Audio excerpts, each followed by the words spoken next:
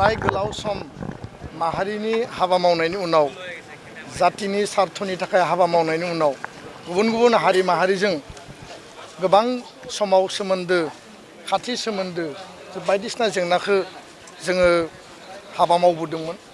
बे प्राय 25टा बोसोरनि उनाव गिबि खेबनि थाखाय राजखान्थि फोथाराव आं ओंखारदों आरो एजेन्डाया जाहैबाय आद्रा थानाय बर' गोजोन गोरोबथाखौ मावफुंनांगौ आरो बर' हारिनि जेंना जेंसि सुस्रांनाय देशफोराव थांनानै सिस्टेमनि गेजेरजों गासै जोंनि अधिकारखौ मोनफुंनायजों लोगोसे गामि सोसननाय सिमा बारायनाय बे आंनि गुबै एजेन्डा। रायजो राजानि उदालगुरिबासि रायजो राजानि जौगानाय बे आंनि एजेन्डा। बे गासै एजेन्डाखौ लानानै इउपिपिएल दोलोआ आंनो टिकेट होदों। जिहेतु आं इउपिपिएल दोलोआव सप्ता खनसे सिगाङावसो जयेन जादोंमोन। जयेन जाखांनायनि उनाव प्रमद बर' दैदेननाय बे हान्जाया आंनो उदालगुरि विधानसभा समस्तियाव टिकेट होबाय आरो दिनैहाय आङो बे 20 तारिख मार्चआव दिनै बे गोथार सानाव उदालगुरि टाउननि दुर्गा मण्डपनिफ्राय बे पबित्र थावनिनिफ्राय रेलि खालामनानै उदालगुरि जिल्ला बेंगिरिनो डिस्ट्रिक्ट कमिशनारनो रिटार्निं अफिसार मेडाम बिथांनो आङो आंनि बिजाथिलाइखौ नमिनेशनखौ आङो गथायबाय आरो गिबि एक्सपिरियेन्स हिसाबै गासैबो सिस्टेमेटिकेलि थरलि खोब मोजां परिबेसाव नमिनेशना फाइल जालांबाय। आङो नमिनेशन फाइल खालामनायनि उनाव आंनि जि अभिज्ञता बेयो जथेस्थ पजिटिभ डायनेमिक आरो आं जोबोद आत्मबिस्वासि। गासैबो खामानिखौनो आङो आत्मबिस्वासनि सायाव फोथायनानै हाबा मावबोदों आरो फैबाय थानाय 9 एप्रिलाव जानो गोनां आसाम विधानसभानि बिसायख'थिनि उदालगुरि विधानसभा समस्तियाव बे एसटि समस्तियाव 1,70,000 प्राय भटारा भट होगोन।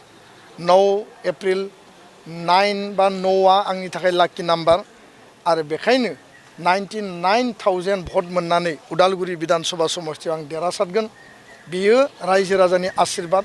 रायजो राजाया जेरै लोब लोब ओंखारबोदों बिनिनो मोनसे प्रमान आरो बेखायनो नैबे बिसायख'थिया उदालगुरि विधानसभा समस्तियाव माने यां टाइगार आरो अल्ड टाइगारनि जुद्ध जागोन। बेयाव यां टाइगारा हारि माहारिनि समाजनि जोंनि जायफोर जेनजि जायफोरा गोदानै भट होगोन 18 बोसोर जायफोरा स्कुल कलेजाव फरायनानै दङ सोलोंथाइनि गोबां जेंना आङो एबसुआव थानाय समाव हाबा मावबाय आरो प्राय जेंनाया जोबस्रांबाय। मोननैसोल' जेंना दंबावो। गोदान जोंनि टीमा खामानि मावगोन आंहा बिसास दङ। दा बेखायनो यां जेनेरेशनखौ जोङो काउन्सिलिं होदोंमोन, अरियेन्टेसन होदोंमोन, जों बायदिसिना मटिभेसन होदों। बेबायदि माखासे इनिसियेटिभखौ जों लादों आरो फैबाय थानाय समाव 18निफ्राय 40 बोसोर बैसोनि जिखिनि जोंहा यां जेनेरेशन दङ जायखौ जों जेनजि होनना बुङो, उइदाउट एनि भाइलेन्स थ्रु डेम'क्रेटिक प्रसेस भटनि जुद्धनि गेजेरजों यां युथनि प्रतिनिधि हिसाबै सासे रिप्रेजेन्टेटिभ हिसाबै लाइमोनफ्रा दिनै आंखौ सायख'दों आरो लाइमोनफोरनि मोनसे रेभलिउसन, लाइमोनफोरनि मोनसे बेयाव भबिष्यत, बिथांमोननि साख्रि बाख्रि, बिथांमोननि थांना थानाय, बिथांमोननि एमप्लयमेन्ट जेनेरेशन आरो उदालगुरियाव मेडिकेल कलेज गायसननाय, इन्जिनियारिं कलेज गायसननाय, बेयाव नोङो उदालगुरि इउनिभार्सिटि आपग्रेड खालामनाय, पलिटेकनिक, नार्सिं कलेज आं बुंबाय थादों खारन बेयो सम्भब। अलरेडि माखासे प्रसेसा सोलिबाय। दा बेखायनो बिथांमोननो मोजां भबिष्यत होनांगौ जोंनि फिसा फिसौ फंबाय बिनानावमोननो। बेखायनो आंहा बिसास दङ जे यां जेनेरेशना बयबो आंनो भट होगोन। लोब लोब ओंखारबोदों। कुनु दल कुनु पार्टी नायनाङा, जाय जि दलाव थाया मानो यां जेनेरेशना दिनैनि पलिटिक्स आरो भबिष्यत जोंनि जिउ खुंनांगौनि थाखाय उदालगुरि विधानसभा समस्तियाव भट होगोन। जायफोरनि बैसोआ 50, 60, 70, 80 बोसोर जाबाय बिसोरो जोंनो आशीर्बाद होदों, बिसोरो जोंनो मदद होदों। बेखायनो जेनजिनि स्पिरिट आरो जायफोर बैसोगोरा बिथांमोननि ब्लेसिंस आशीर्बादनि गेजेरजों 100% उदालगुरि विधानसभा समस्तिखौ जों देरहागोन। बेयाव कुनु द्विधाबोध गैया। माखासे मानसिया क्षमताखौ आखायाव मुथियाव लादों आरो खेब्रै एमएलए जानानै डेपुटि चिफ जानानै आङो रावखौबो रायनो नागिराखै। आंनि सायाव माबा माबि बुंदों होननानै आंनो खिथादों। बिथांमोना क्षमताखौ आखायाव लानानै थायो। दा बिथांमोननियाव जेबो एजेन्डा गैया। स्कुल कलेजनि एजेन्डा गैया, इमप्लयमेन्ट जेनेरेशननि एजेन्डा गैया, इउनिभार्सिटि बानायनायनि, इन्जिनियारिं कलेज बानायनायनि एजेन्डा गैया, यां युथखौ लानानै मा सिन्ता दङ, मा परिकल्पना दङ, जेबो गैया।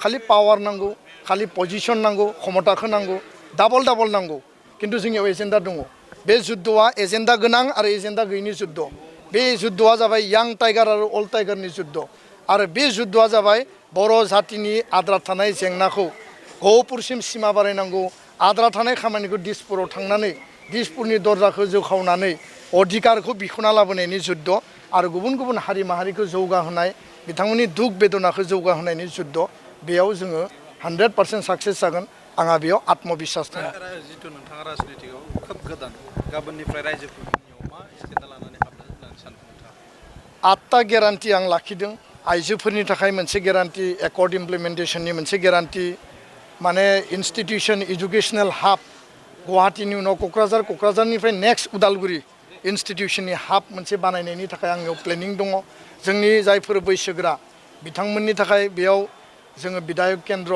माने सेबा केन्द्र बानायगोन आरो बेयाव जोङो अल्ड एजनिफोरनि थाखाय मोनसे जोङो सेन्टार बानायगोन जोंनि आबादारिफोरनि थाखाय 24/7 दै मोननांगौ 12 मा 12 खेथि बे उद्देश्यजों मोनसे प्लेनिं लादों हा हुनि जेंना सुस्रांनो मोनसे एडभाइजरि कमिसन बानायनायनि थांखि लादों जोंनि मठ मन्दिर जोंनि बाथौ थानसालि जोंनि ब्रह्म मन्दिर जोंनि गिर्जा जोंनि जिखिनि मठ मन्दिर दङ गिर्जा दङ बे गासैखौबो थानसालिफोर दङ निर्माण खालामनायनि थाखाय आङो एजेन्डा दङ बे गासै एजेन्डाफोरखौ लानानै आं आवगायदों 8टा गेरान्टि 36 कमिटमेन्ट बे समष्टि भित्तिक आंनि गेरान्टि एजेन्डा किन्तु आङो गुबुननियाव नुदों बिसोरनियाव एजेन्डा गैया एजेन्डा गैयाबासिनो बिसोरो पावारनि थाखायल' इलेक्सन गेलेयो आरो पावार मोनखांबाथाय रायजो राजाखौ नासयो आरो जोगारो 4 मेयाव रायजोफोरनिसिम मा मेथाइ जाहोनो सानदों नोंथाङा 4 मेयाव रायजो राजाया बयबो हिलदल